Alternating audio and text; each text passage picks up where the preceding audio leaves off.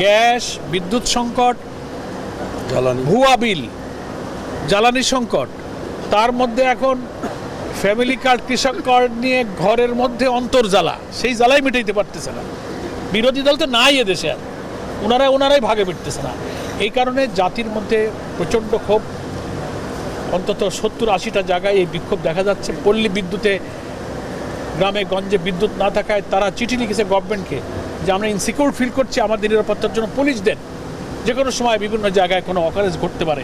তাহলে এরকম একটা 5-6 মাসের মধ্যে চরম ব্যর্থতা সরকারের, এ সরকারের উচিত এই ব্যর্থতার দায় স্বীকার করা, জনগণের কাছে ক্ষমা চাওয়া এবং অবিলম্বে এই দুর্ভোগ থেকে জাতিকে বাঁচাবার ব্যাপারে প্রয়োজনীয় ব্যবস্থা গ্রহণ করা। এটার জন্য আমরা দারুণভাবে উদ্বিগ্ন।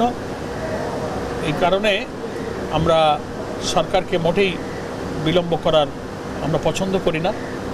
আবার আমরা শুনতে পাচ্ছি 27শে আগস্ট পার্লামেন্টের 3য় অধিবেশন আহ্বান করা হয়েছে।